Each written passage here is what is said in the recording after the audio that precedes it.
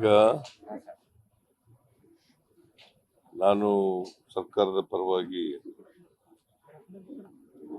ಮತ್ತು ಕನ್ನಡ ನಾಡಿನ 7 ಕೋಟಿ ಕನ್ನಡಿಗರ ಪರವಾಗಿ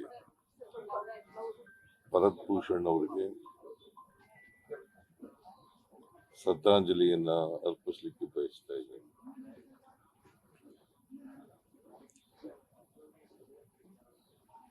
ಇನ್ನು ಚಿಕ್ಕ ವಯಸ್ಸು 41 ವರ್ಷ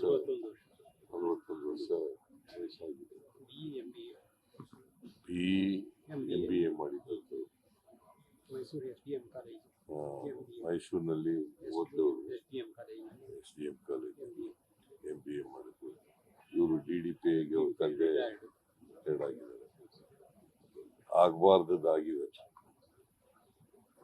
ಅವರು ಅಮಾನವೀಯವಾದಂಥ ಒಂದು ಕೃತ್ಯ ಇದೆ. ಇದನ್ನ ತೀವ್ರವಾಗಿ ಖಂಡಿಸ್ತೇನೆ.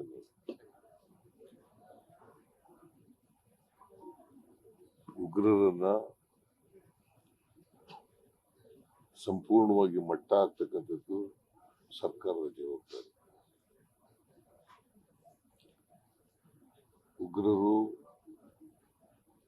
ಉಗ್ರರ ಚಟುವಟಿಕೆಗಳು ನಮ್ಮ ದೇಶದಲ್ಲಿ ಇರಬಾರ್ದು.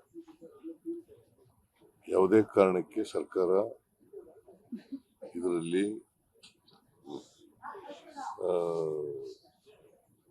ರಿಯಾಯಿತಿಯನ್ನು ತೋರಿಸ್ತಕ್ಕಂಥ ಕೆಲಸವನ್ನು ಮಾಡಬಾರ್ದು. ಕೇಂದ್ರ ಸರ್ಕಾರದ ಜೊತೆ ನಾವೆಲ್ಲ ಇದ್ದೀವಿ.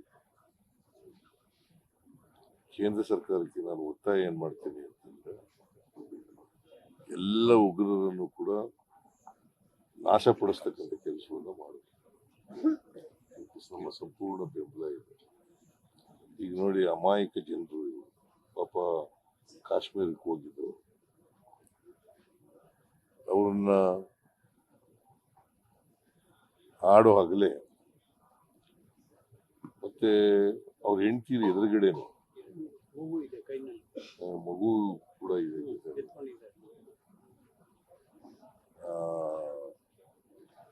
ಶೂಟ್ ಮಾಡೋದಿದೆಯಲ್ಲ, ಅದಕ್ಕಿಂತ ಹೇಯ ಕೃತ್ಯ, ಮನುಷ್ಯತ್ವ ಇಲ್ಲದೆ ಇರ್ತಕ್ಕಂಥ ಕೃತ್ಯ ಇನ್ನೊಂದಿಲ್ಲ. ಈ ಕೃತ್ಯವನ್ನ ನಾನು ಖಂಡಿಸ್ಲಿಕ್ಕೆ ಬಯಸ್ತಾ ಇದ್ದೇನೆ. ಜೊತೆಗೆ ಯಾಕಂದ್ರೆ ಅದೇ ಜಿಲ್ಲೆನಲ್ಲಿ ಪುಲ್ವಾಮಾ ಇನ್ಸಿಡೆಂಟ್ ಆಗಿತ್ತು. ಪುಲ್ವಾಮಾ ಇನ್ಸಿಡೆಂಟ್ ಆಗಿತ್ತು. ಅದರಲ್ಲಿ ಸುಮಾರು 40 ಜನ ಸೈನಿಕರು ಸತ್ತಿದ್ರು ಈ ಉಗ್ರರ ದಾಳಿಗೆ. ಮತ್ತೆ ಅಲ್ಲೇ ಮರುಕಳಿಸಿದೆ. ಇನ್ನೊಂದು ಸಾರಿ ಮರುಕಳಿಸ್ತೇನೆ ಅಂತ ನೋಡ್ಕೋಬೇಕು. ಅವ್ರು ಎಲ್ಲೇ ಇರಲಿ, ಉಗ್ರರು ಅವರನ್ನ ಪತ್ತೆ ಹಚ್ಚಿ ದೇಶದಲ್ಲೇ ಅವ್ರನ್ನ ಇರಬಾರ್ದು. ಅವ್ರ ದೇಶದಲ್ಲಿ, ನಮ್ಮ ದೇಶದಲ್ಲಿ ಇರಬಾರ್ದು. ಆ ರೀತಿಯಾದಂಥ ಕ್ರಮವನ್ನ ತಗೊಳ್ಬೇಕು ಅಂತೇಳಿ ಸರ್ಕಾರವನ್ನು ಒತ್ತಾಯ ಮಾಡ್ತೇನೆ. ಬಹುಶಃ ಎಲ್ಲೋ ಒಂದ್ ಕಡೆ ಇಂಟೆಲಿಜೆನ್ಸ್ ಅಲ್ಲಿ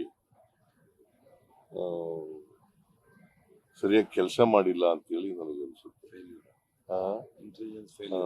ಇದು ಇಂಟೆಲಿಜೆನ್ಸ್ ಫೇಲ್ಯೂರ್ ಕೂಡ ಇದೆ ಅಂತ ಹೇಳಲಿಕ್ಕೆ ಬಯಸ್ತಾ ಇದ್ದೀನಿ. ನಮ್ಮ ಸರ್ಕಾರ ಈಗ 2 ಸತ್ತಿದ್ದಾರೆ. ಇನ್ನೊಬ್ರು ಆಂಧ್ರದವರು, ಅವರು ಇಲ್ಲೇ ಇದ್ದಾರೆ. ಅದೇ ಆಂಧ್ರಕ್ಕೆ ತಗೊಂಡೋಗಿದೆ. ಇನ್ನೊಬ್ರು ಶಿವಮೊಗ್ಗದವರು, ಮಂಜುನಾಥ್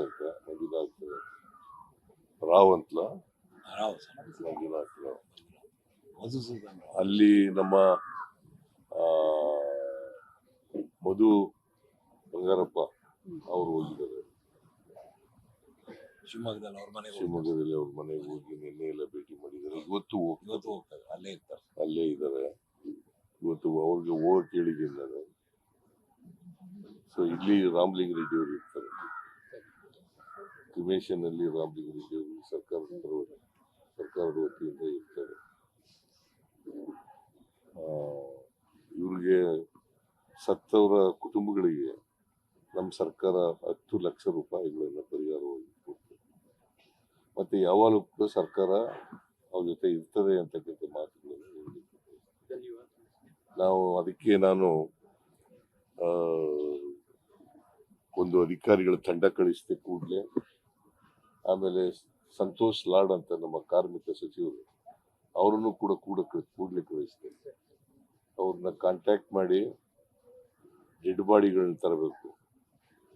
ಕೂಡಲೇ ಡೆಡ್ ಬಾಡಿಗಳನ್ನ ತಗೊಂಡು ಅವ್ರ ಮನೆಗೆ ತಲುಪಿಸ್ಬೇಕು. ಮತ್ತೆ ಕನ್ನಡಿಗರು ಯಾರ್ಯಾರು ಇದ್ದಾರೆ ಅಲ್ಲಿ ಶ್ರೀನಗರದಲ್ಲಿ ಅವರೆಲ್ಲರೂ ಕೂಡ ವಾಪಸ್ ಕರ್ಕೊಂಡ್ಬರ್ಬೇಕು ಅಂತೇಳಿ ಸಂತೋಷ್ ಲಾಡ್ ಅವರಿಗೆ ಸೂಚನೆ ಕೊಟ್ಟು ಅವರಿಗೆಲ್ಲರೂ ಕರ್ಕೊಂಡ್ಬರ್ತಾ ಇದ್ದಾರೆ. 177 ಜನನ ಎಲ್ಲರೂ ಕರ್ಕೊಂಡ್ಬರ್ತಾ ಇದ್ದಾರೆ.